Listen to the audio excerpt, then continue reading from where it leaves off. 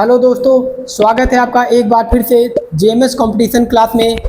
आज की क्लास में हम लोग पढ़ने वाले हैं विषय भूगोल, और भूगोल में भी हम लोग पढ़ रहे हैं ब्रह्मांड के बारे में। ब्रह्मांड के बारे में हमने ब्रह्मांड को अच्छे तरीके से पढ़ लिया है। अब उसके बाद हम लोग ब्रह्मांड के जो अगला टॉपिक है हमारा, ब्रह्मांड में क्या क्या चीज़ें उपस्थित है और क्या क्या चीज़ें हमें पढ़ना है, उसी के आगे हम लोग पढ़ते हुए आगे चल रहे हैं। और हमने पढ़ लिया है ब्रह्मांड में कि गैलेक्सी क्या चीज़ होती है। आपको पता है कि ब्रह्मांड में हमारे अरबों गैलेक्सियां हैं, और उसी गैलेक्सी को हम लोग आगे पढ़ते हुए हमने पढ़ा कि ब्रह्मांड में कौन कौन सी गैलेक्सियां हैं, कौन सी गैलेक्सी हमारी गैलेक्सी है जिसमें हमारा सोलर सिस्टम उपस्थित है, और कौन सी गैलेक्सी हमारी गैलेक्सी के सबसे नज़दीक है। और इसके बाद और जो क्वेश्चन पूछा जाता है कि कौन सी गैलेक्सी सबसे बड़ी गैलेक्सी है। इन सब चीज़ों को डिस्कस करते हुए आज हम लोग थोड़ा सा देखेंगे कि हमारी जो गैलेक्सी है किस प्रकार दिखती है, और क्या वो एक जगह स्थिर है या फिर हमारे ब्रह्मांड में वो भी क्या कर रही है, चक्कर लगा रही है किसी चीज़ का।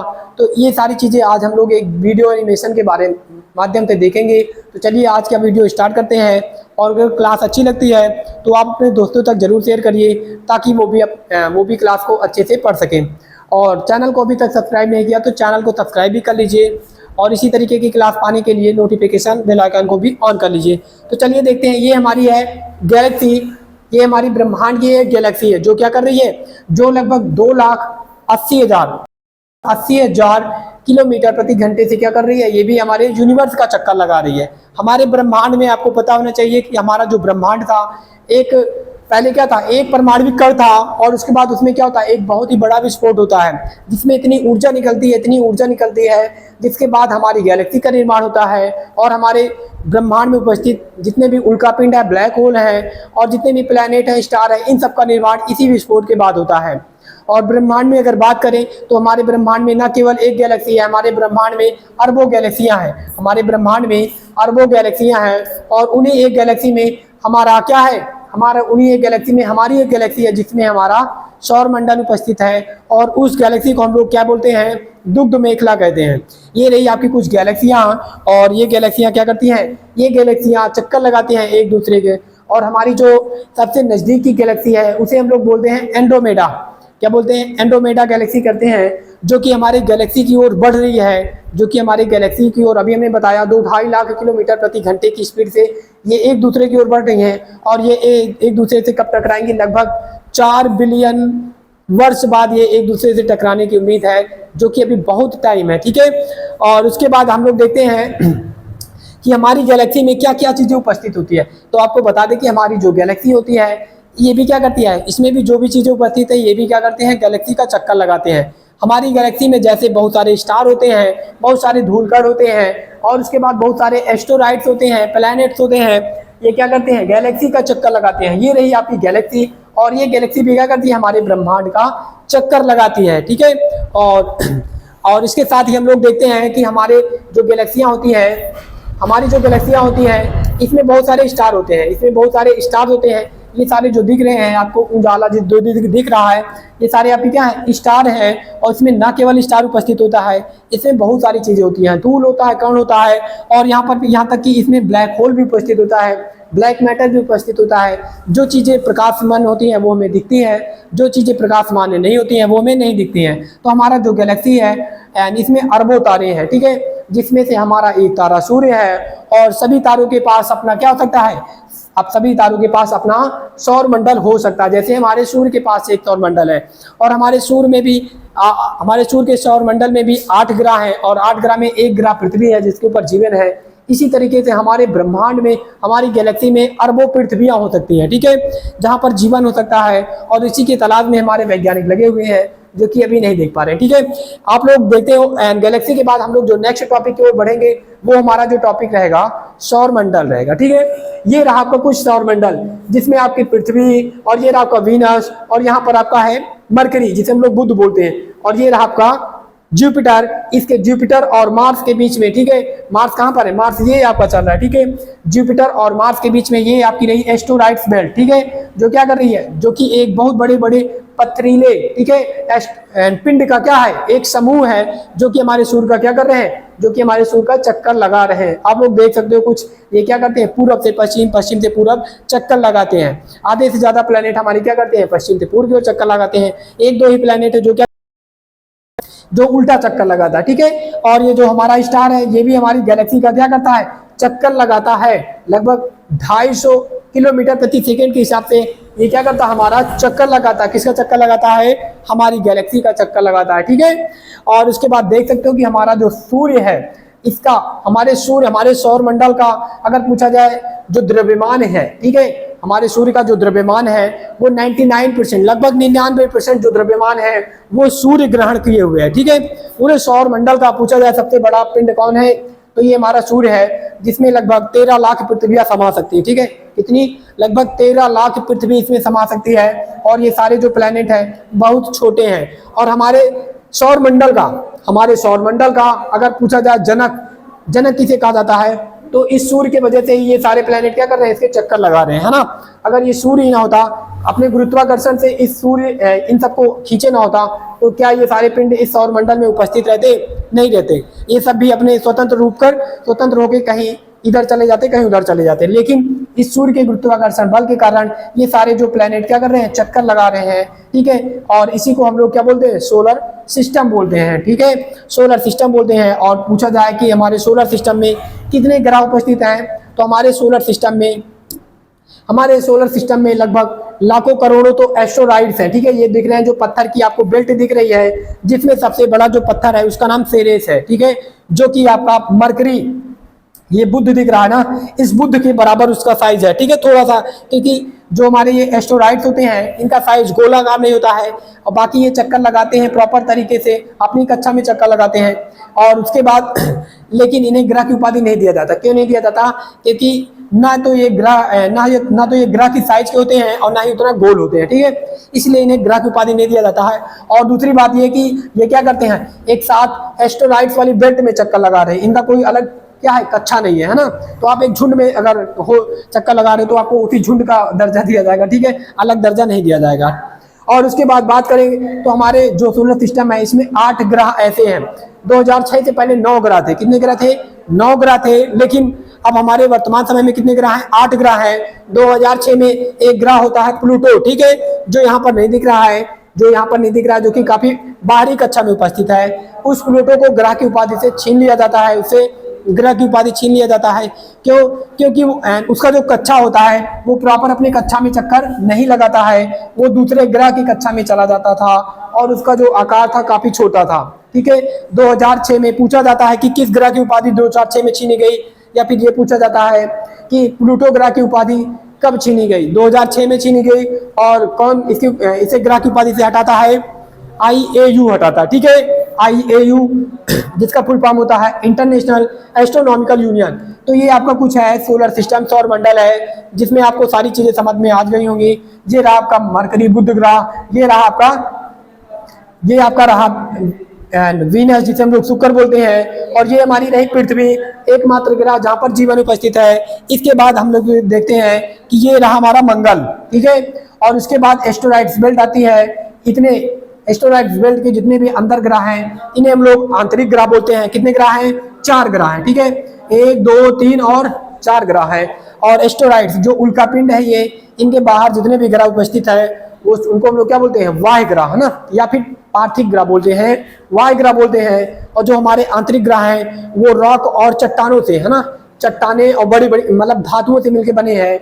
और हमारे जो वाह्य ग्रह हैं वो किससे मिलकर बने हुए हैं, सिलिकेट, हाँ, वो सिलिकेट से मिलकर बने हुए गैसीय ग्रह हैं। क्या बोल सकते हो आप लोग, गैसीय ग्रह हैं। और इनका जो साइज है काफी बड़ा है, ठीक है, आंतरिक ग्रह की अपेक्षा इनका जो साइज है काफी बड़ा है। तो चलिए दोस्तों, अभी हमने देखा कि एनिमेशन के माध्यम से कि हमारे ब्रह्मांड में गैलेक्सियां कैसे कैसे चक्कर लगा रही हैं एक दूसरे की। और हमारा जो गैलेक्सी है उसके अंतर्गत बहुत सारे जो तारे हैं, उसमें हमारा एक तारा सूर्य है, वो कैसे हमारी गैलेक्सी का चक्कर लगा रहा है। और हमारे सूर्य का अपना क्या है, सोलर सिस्टम है। और वो जो सोलर सिस्टम है इसमें कौन कौन से ग्रह हैं, और ये हमारे सोलर सिस्टम में जो हमारे ग्रह हैं ये हमारे सूर्य का कैसे चक्कर लगा रहे हैं, ये सारी चीजें हमने एक वीडियो एनिमेशन के माध्यम से देखा, जिसमें आप लोगों ने एकदम रियलिटी से देखा कि हमारी जो पृथ्वी है वो कैसे सूर्य का चक्कर लगा रही है, और हमारा जो सूर्य है ये कैसे है, ये सारी चीजें हमने देखा अच्छे से। अब हम लोग थोड़ा सा देखते हैं कि इनसे किस प्रकार के क्वेश्चन हमारे एग्जाम में आ सकते हैं, क्योंकि सारी चीजें हमने देख तो लिया, ठीक है, लेकिन अब हमको हमारे जो पेपर होता है इसमें क्वेश्चन भी पूछे जाते हैं, किससे, हमारे यूनिवर्स से क्वेश्चन आता है, गैलेक्सी से आता है, सभी टॉपिक से एक एक दो दो क्वेश्चन पेपर में पूछे जाते हैं वर्ल्ड ज्योग्राफी का।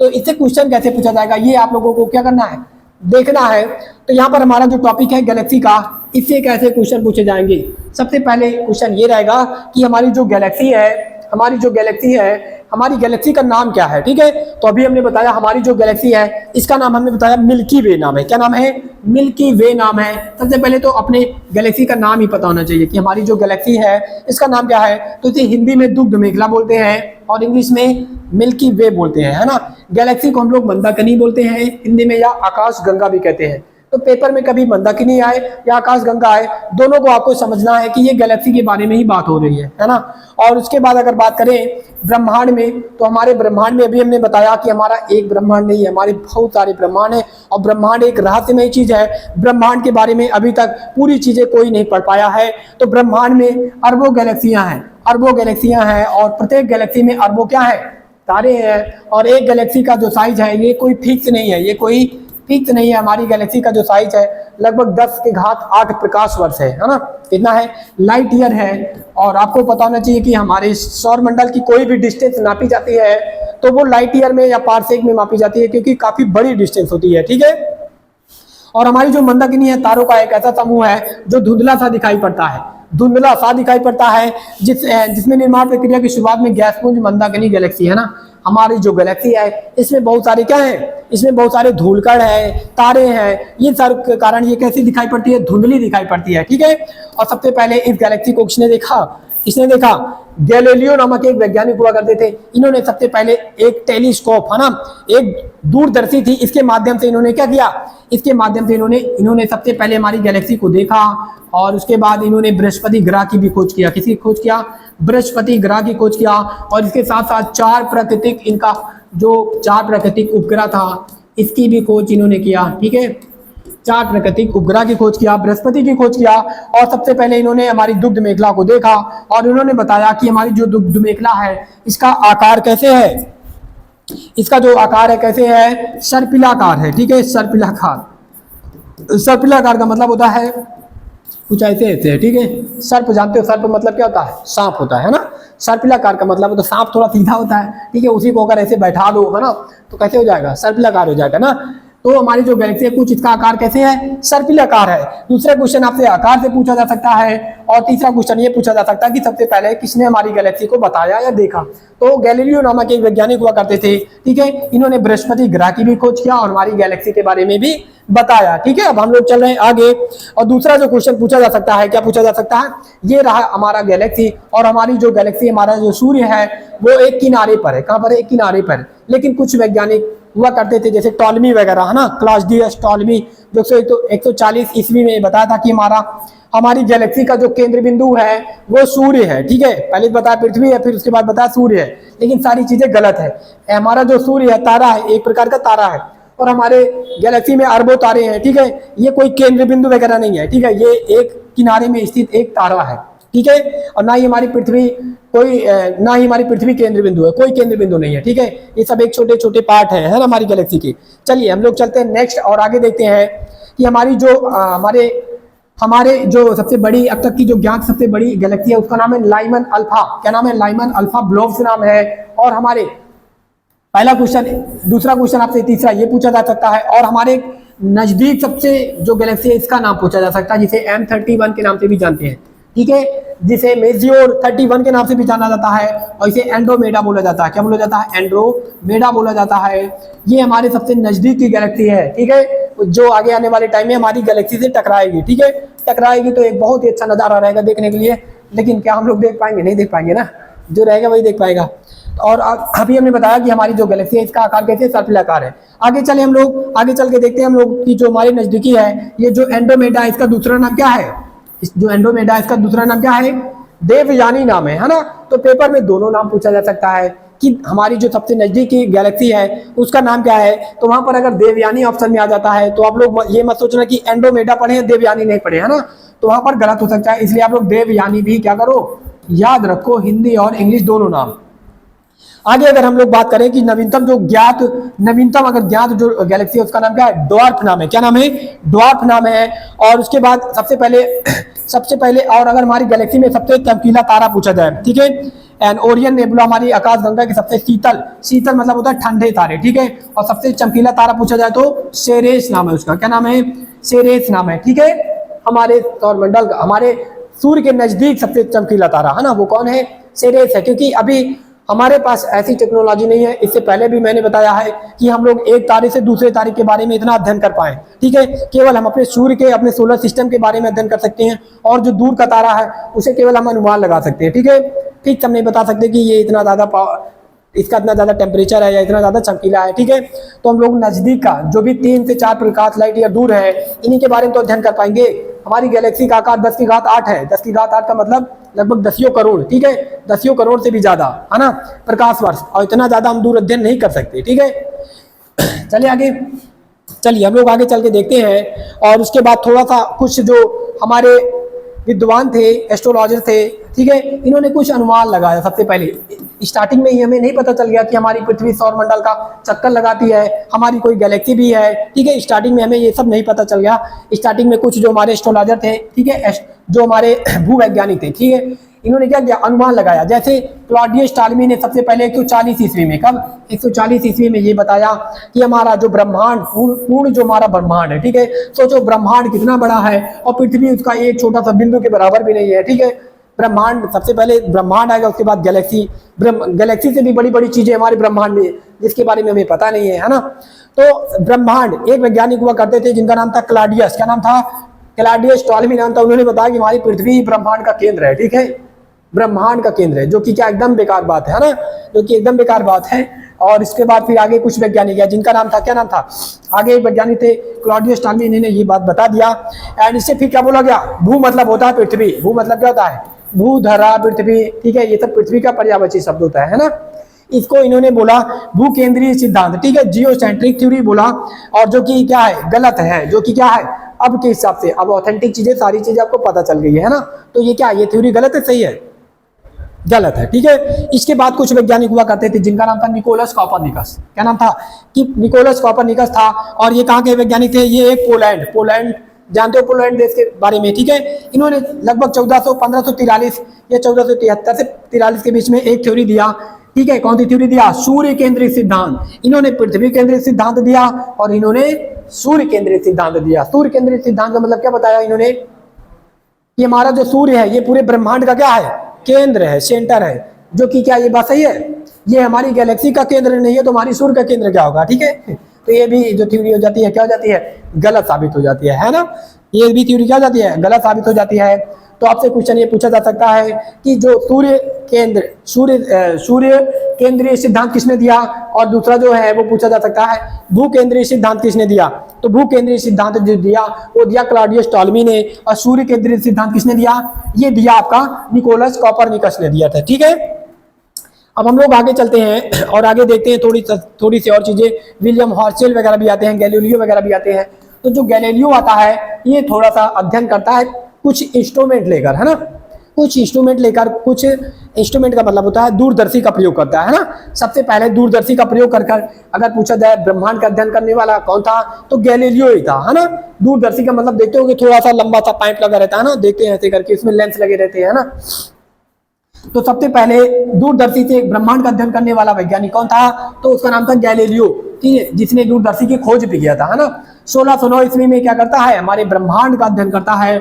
और ये क्या करता है, इसके साथ साथ हमारे जो बृहस्पति है, हमारे सौर मंडल का सबसे जो बड़ा ग्रह है जिसका नाम बृहस्पति है, ठीक है, इसकी खोज भी कर देता है और इसके साथ साथ 4 प्राकृतिक उपग्रह की भी खोज करता है। ये उपग्रह का नाम आपको नहीं याद करना है, ठीक है, आपको याद करना है क्या चीज कि बृहस्पति ग्रह की खोज डायरेक्टली क्वेश्चन में पूछा जाता है पेपर में कि बृहस्पति ग्रह की खोज किसने किया था, ठीक है।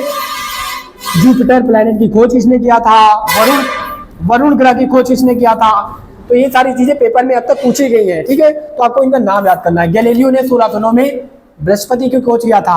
और आते हैं 1805 में, तो 1805 में विलियम हॉर्सेल नामक एक वैज्ञानिक हुआ करता था। इन्होंने बताया कि सौरमंडल हमारा एक गैलेक्सी का एक छोटा सा भाग है। क्या ये बात सत्य है? क्या ये बात सत्य नहीं सत्य है? सत्य है मिस्टर।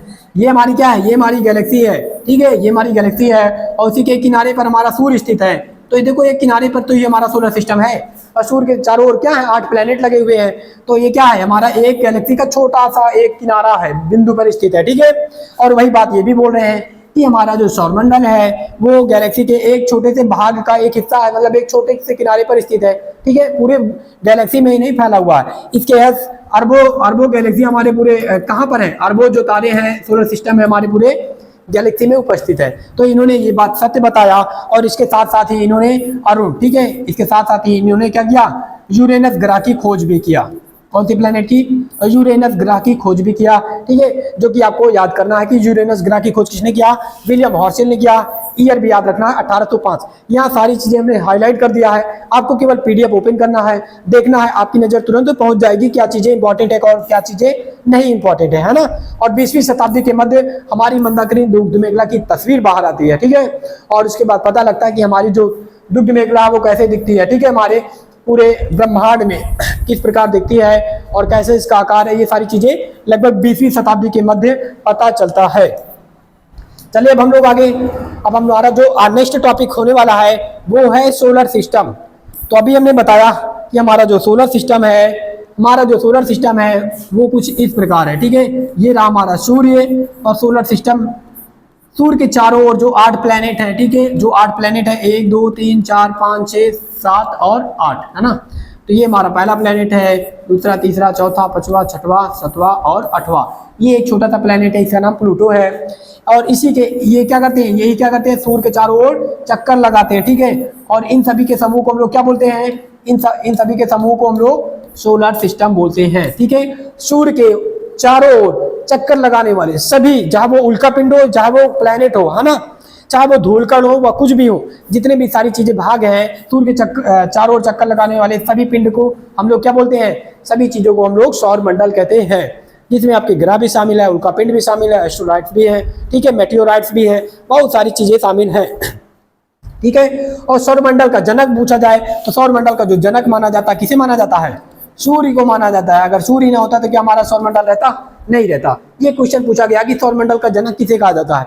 अब कहोगे कि सौरमंडल का जनक तो गैलेक्सी को कहते हैं ना, तो गैलेक्सी को नहीं कहते, किसे बोलते हैं, सूर्य को बोलते हैं। और सूर्य हमारे सौरमंडल का लगभग 99% जो द्रव्यमान है, ठीक है, द्रव्यमान की बात करें तो वो किसमें निहित है, सूर्य में ही निहित है, ठीक है, किसमें निहित है, सूर्य में निहित है ना।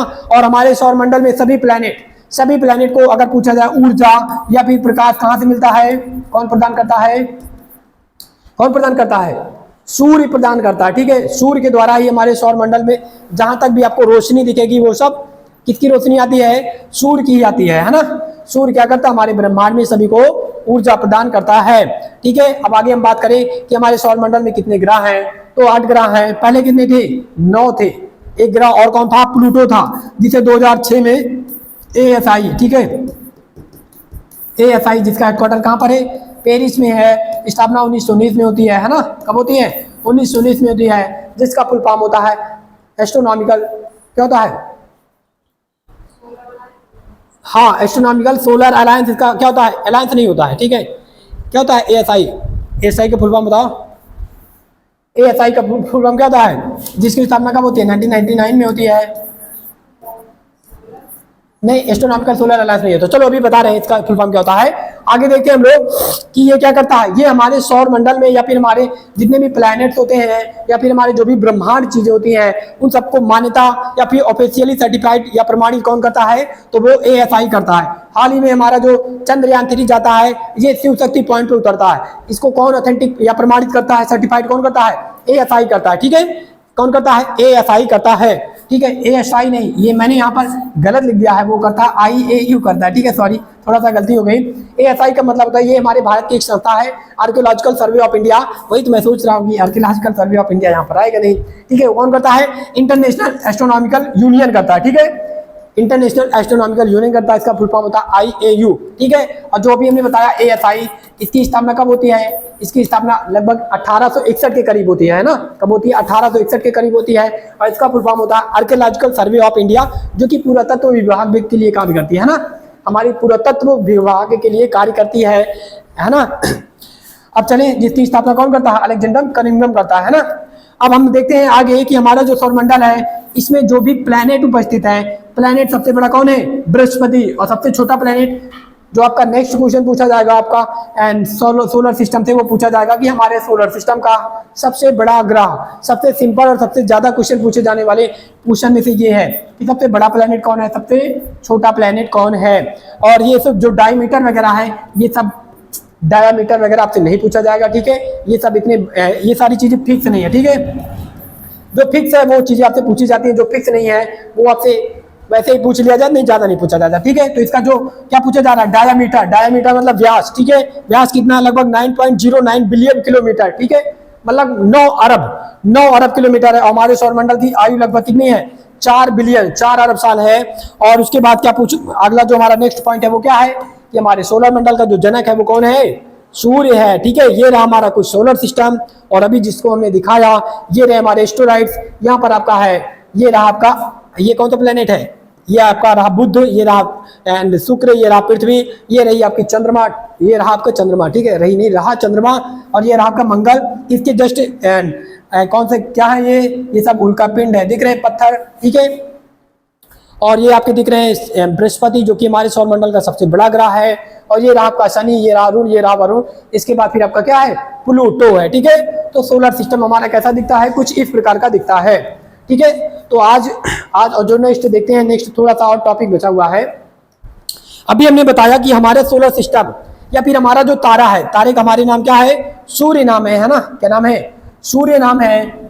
हमारा जो तारा क्या है, सूर्य है। इसके नजदीक सबसे तारा का नाम पूछा जाता है, तो इसके नजदीक जो सबसे तारा है उसका नाम हमने क्या बताया है, प्रैक्सिमा सेंटारी बताया है, प्रैक्सिमा सेंटारी बताया, इसे प्रैक्सिमा सेंटारी बोला जाता है, प्रैक्सिमा सेंचुरी पढ़ा जाता है। ठीक है, तो ये हमारे सबसे नजदीक तारा है। ठीक है, लगभग इसकी डिस्टेंस 3.26 लाइट ईयर है, या फिर पेपर में 4.25 लाइट ईयर भी दे सकता है। ठीक है, ये हमारे सूर्य का सबसे नजदीक तारा है, हमारी पृथ्वी का भी सबसे नजदीक तारा है। ठीक है, जहां पर जाने के लिए सोच रहे हैं साइंटिस्ट, लेकिन अभी ऐसा कोई विमान नहीं बना है जिससे हम यहाँ तक जा पाएंगे। ठीक है, अभी जाएंगे तो बूढ़े हो जाएंगे, तब पर भी नहीं पहुंच पाएंगे, है ना।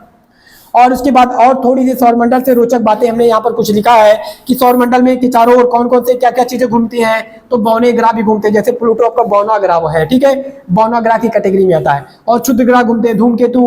और धूमकेतु क्या होता है, धूमकेतु क्या होता है, क्षुद्र ग्रह क्या होते हैं, और मेटेओराइट्स क्या होते हैं, और जो पिंड होते हैं, इसे हम लोग आने वाली क्लास में पढ़ेंगे।